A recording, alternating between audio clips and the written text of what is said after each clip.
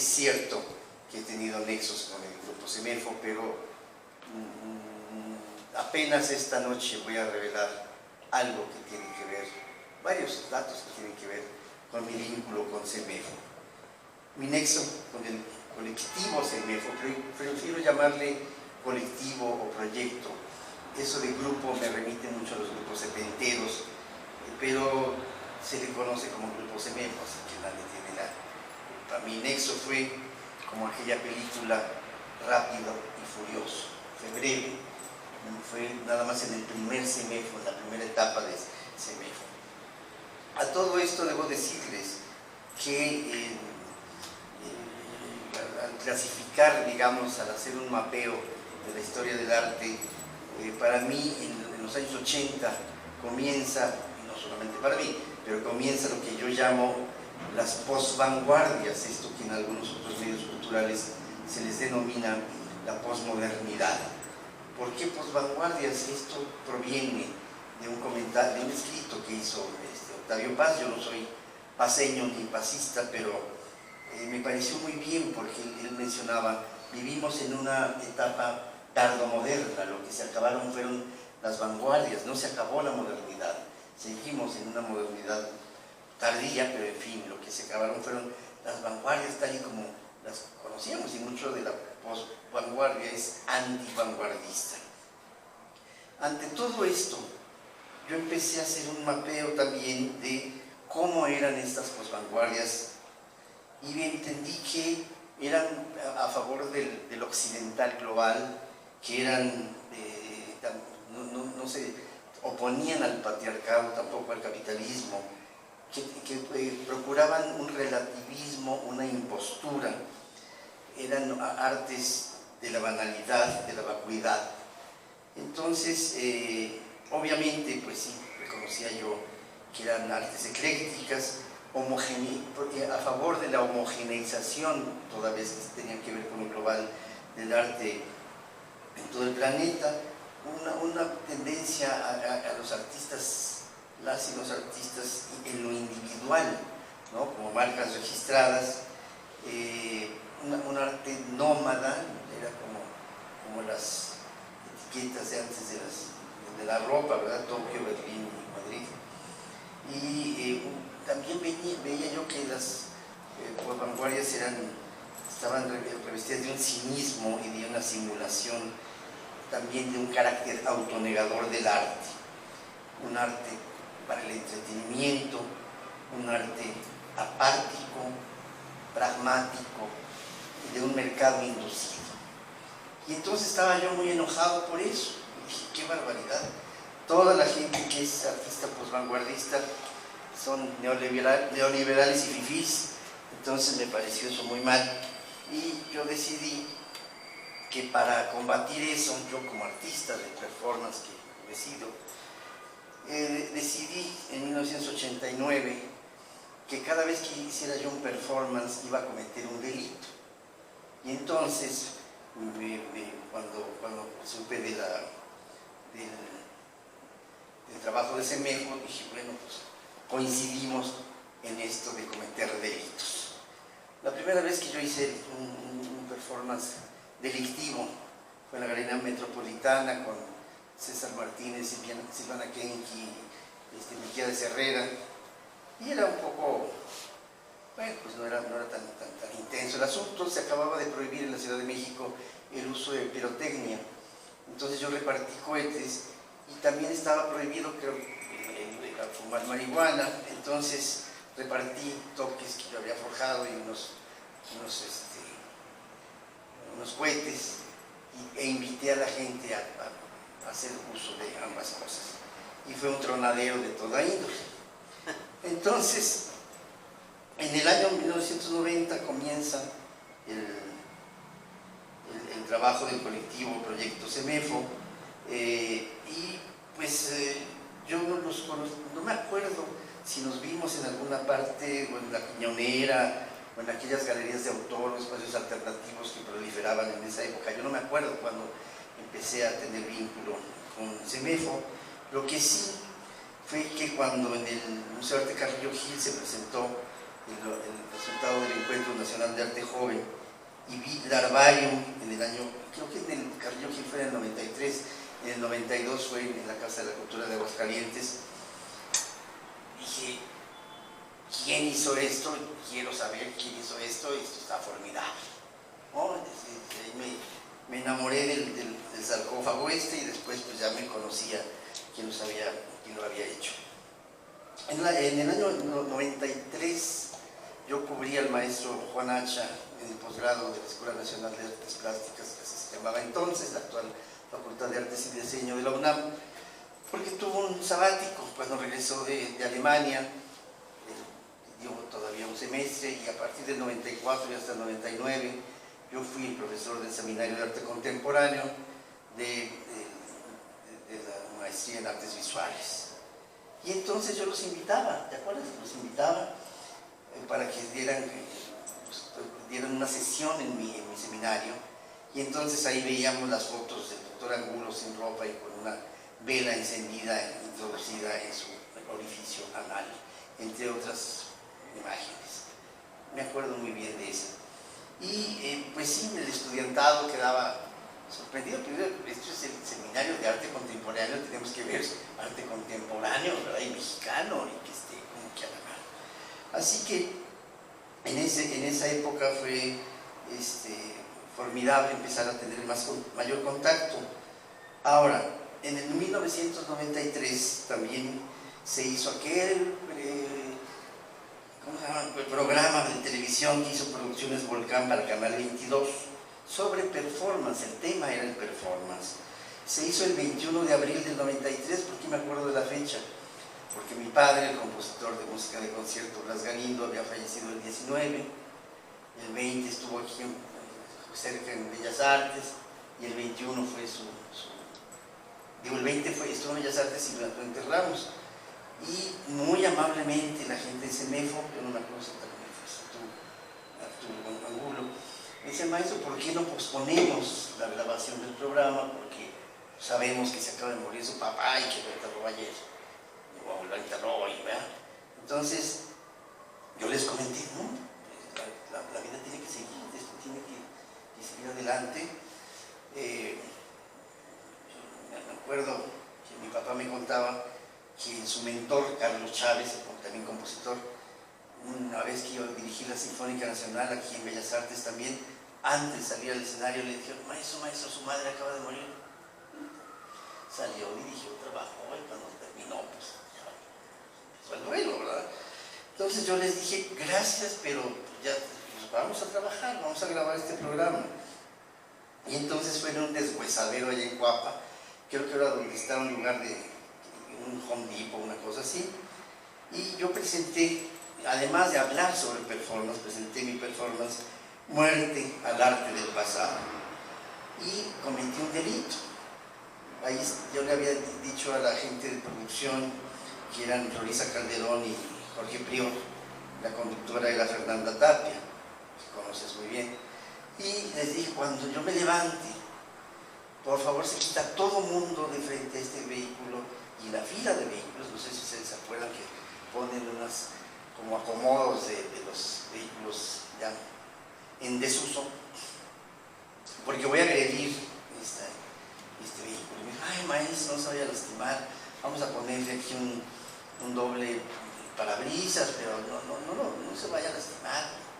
No. Florisa Calderón, productora entonces de Producciones Volcán, llevaba una camiseta muy sencilla, una amarilla, lo llaman amarillo pollo, que no es un término en teoría del color, pero pues bueno, cuando me levante, todo el equipo, toda la gente de producción se quita de aquí. Fernanda, tú te quitas, porque Fernanda estaba al lado derecho mío, tú te quitas, te vas por ahí. Entonces me levanto, extraigo de mi ropa un arma real, con balas de calibre 22 de rifle, que son unas que alcanzan unas velocidades terribles y son realmente mortales. No tienen que ser unas balotas gordas, sino estas son terribles.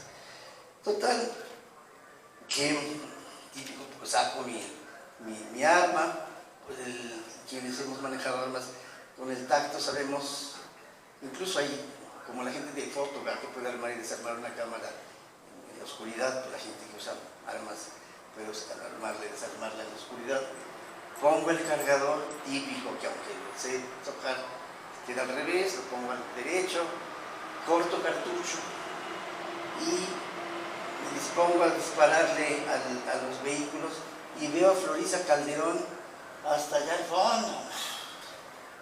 Entonces, no sé si ustedes sepan, como quienes han hecho performance, que uno entra como en un estado específico, ¿verdad? Un estado para hacer performance que implica, sí, claro, el intelectivo, pero también otras capacidades, ¿no? Como que se pone uno en personaje, como cuando te dan en la televisión, como te dan el guión.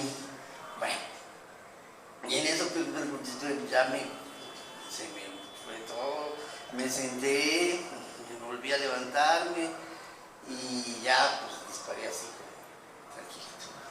Estuve a punto de matar a Florisa Calderón en la grabación, eso no se sabía, en la grabación de aquel programa. Busqué a Florisa porque hace tiempo que no nos vemos, le mandé un messenger, cosa que ya nadie ve ni responde, y no me lo respondió y no está aquí, que yo sé. Si está aquí, que levante la mano. Y entonces, porque pues aún vive, ¿verdad? Porque no la maté aquel 21 de abril de 1993. El programa se ha circulado mucho y esa parte, sobre todo, está editado, porque se ve que yo me levanto, pongo el cargador. Jorge Prior lo sabe de arma, entonces no me puso que cortaba el cartucho, sino que de inmediato empiezo a disparar, cosa que en la vida real no existe, ¿verdad? Entonces, a menos que fuera pues un arma falsa, pero un arma real. Y yo me di, bueno, ¿te acuerdas, Arturo Angulo, que después pues recogimos los cartuchos y yo les pasé también las balas que no había permitido y eso fue muy simpático?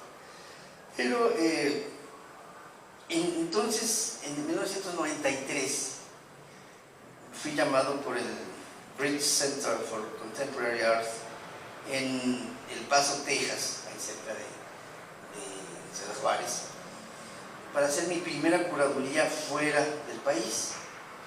Y me dijeron, ay, maestro, hágase una exposición para el 2 de noviembre que sea sobre la muerte. Dije, pues claro, con mucho gusto. Habían pedido un apoyo para el fideicomiso para la cultura de México, Estados Unidos, Canadá. Tenían dinero. ¿Cuánto dinero tenemos? Pues tanto. ¿Puedo llevar lo que yo quiera? Puede llevar lo que usted quiera.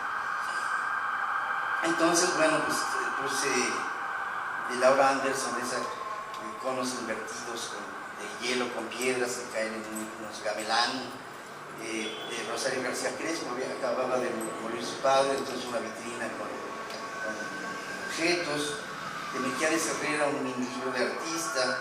De César Martínez, esas figuras antropomorfas que tienen un pabilo en medio, pero como todavía no tenía dinero, César no eran tamaño natural, sino eran pues unas cositas así, muy suaves.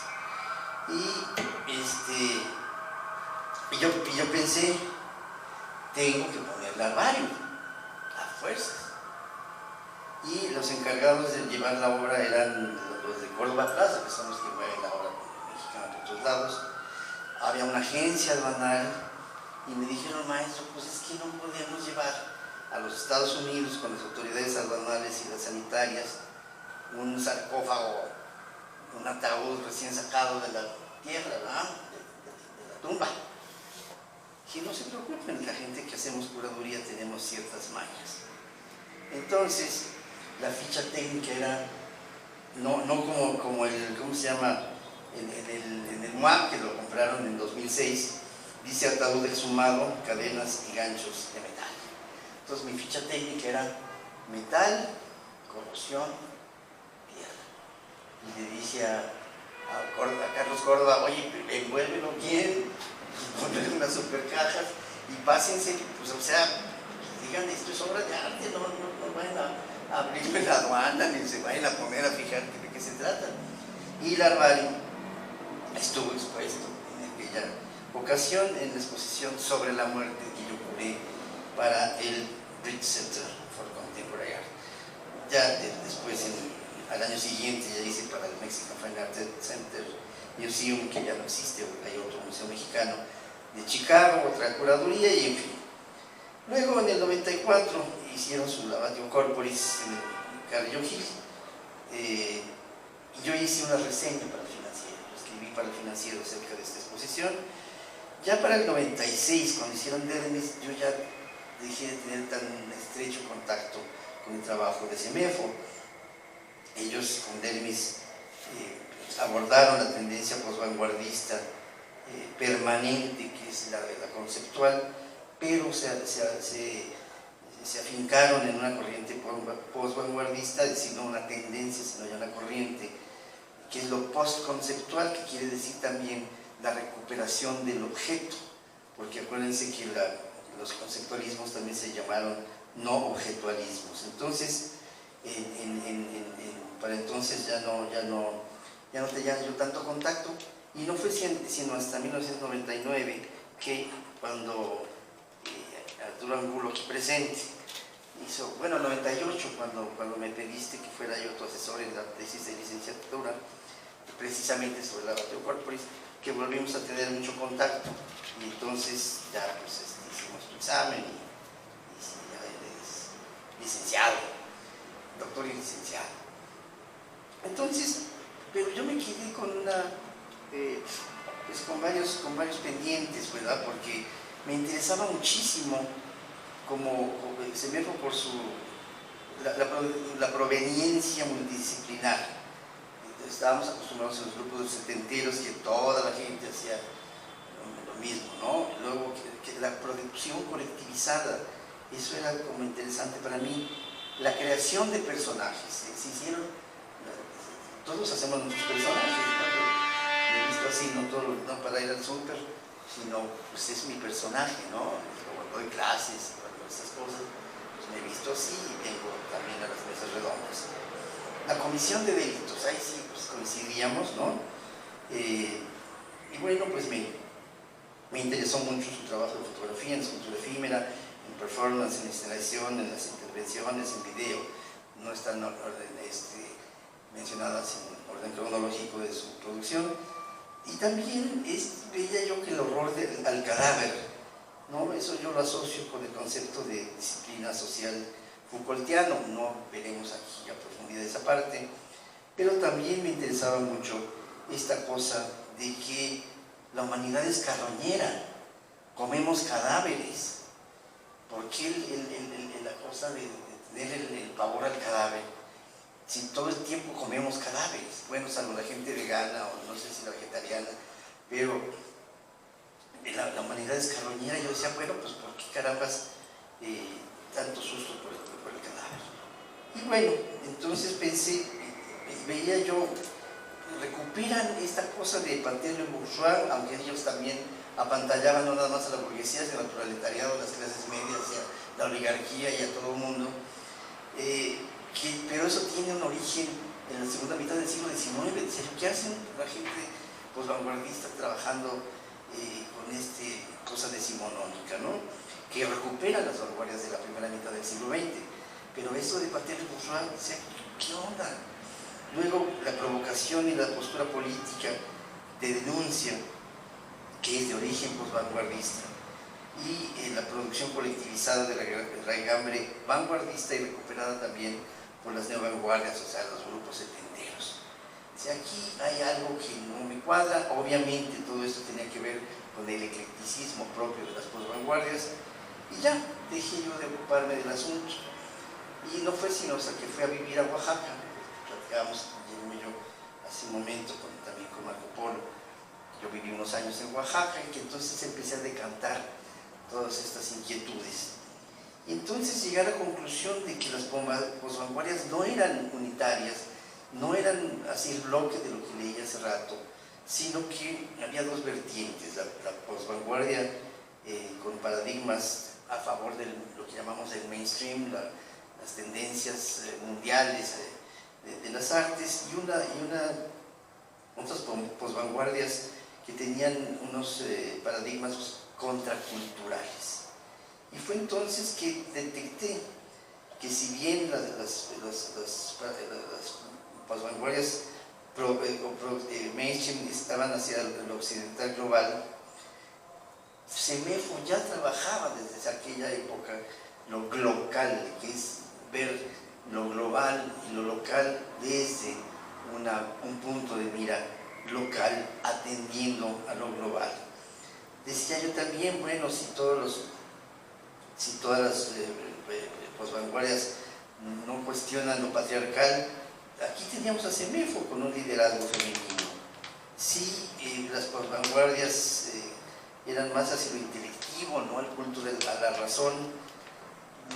Ya trabajaba también Semefo hacia lo que ahora llamamos lo sentipensante, ¿no?, es decir, sin dejar de tener lo intelectivo, lo racional, pues tener también lo emocional y lo sentimental.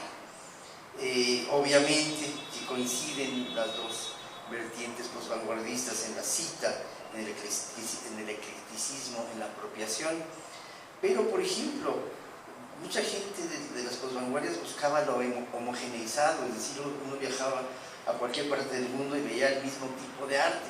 Ya pasaba eso desde los 70, iba uno a alguna parte, ay, mira el Castro Leñero de aquí, ¿no? Pero Semefo trabaja lo diferenciado, es decir, absolutamente distinto de lo que está en el homogéneo. Y la gente de las posvanguardias pro-mainstream eran renuentes a la originalidad. Busca Semefo la nueva originalidad. Ya mencioné que las posvanguardias pro-mainstream buscaban la firma individual, ¿no?, como si fuera marca registrada, y Semefo no solamente tenía una producción colectivizada, sino colaborativa, es decir, invitaba gente, la gente entraba y salía o venía a ciertos proyectos y después ya no estaba, ¿no?